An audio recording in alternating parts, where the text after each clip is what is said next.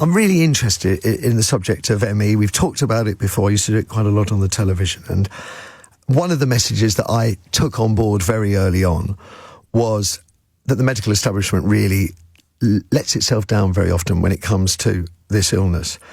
And we're talking now about a bereaved father who has criticised doctors via a coroner's court at the inquest of his daughter, Maeve Boothby O'Neill, who died in October 21, aged 27, after suffering from myalgic encephalomyelitis for years. And the inquest into her death found that a lack of understanding by medical staff led to failings in the treatment that Miss Boothby O'Neill received, and ultimately contributed to her death, which is, it's appalling, really, because we've been talking about ME now for probably 40 years, something like that.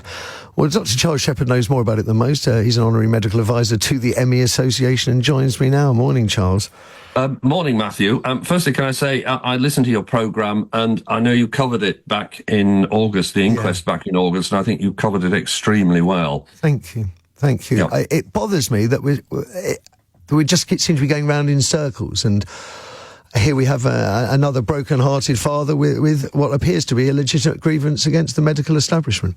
Yeah, I mean, no one should be dying of malnutrition in hospital, and people with ME should not be dying of malnutrition in hospital. And clearly the inquest has identified a number of very serious failings in the way that the National Health Service cares and manages for people with ME, especially those at the very severe end of the spectrum.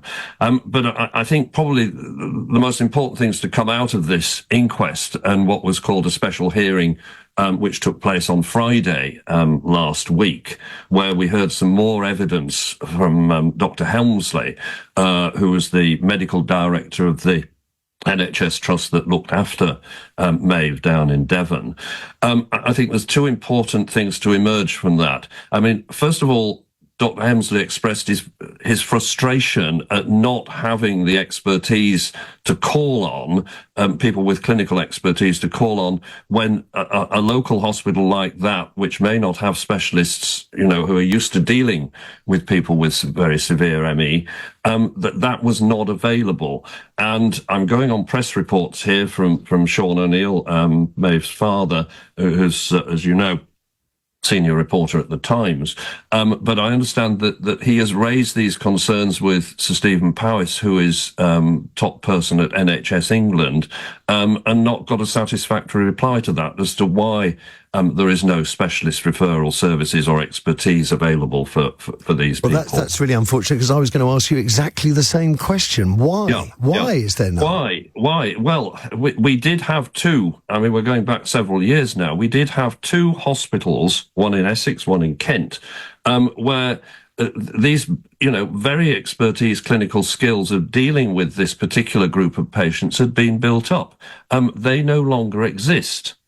What we do have, which is a separate strand, but it also comes out of the inquest and the decision of the coroner to produce what's called a preventable deaths report. In other words, lessons to be learned. What we do have, and very sadly, Maeve died in October 2021, as you mentioned, and that was the same month when we got a new NICE guideline on the management of ME CFS, which I was part of the committee that produced this guideline. And this replaced really a very flawed guideline, which was based on almost a sort of mental health model of ME CFS, with a guidance which acknowledged that this was a complex and serious multi-system disease. It involved, various body systems, and in particular brain, muscle, and the immune system, and that it could not be treated by cognitive behavior therapy and graded exercise therapy. That was not the answer. And it concentrated, and this was not in the previous NICE guideline, it concentrated on providing recommendations on how people with very severe ME should be managed. and they should have a care and management plan in place. This must be put in place by the existing outpatient services for people with ME/CFS, which sadly do not cater in most cases for people with ME/CFS at the severe end of the spectrum. They do not provide domiciliary or home visiting care.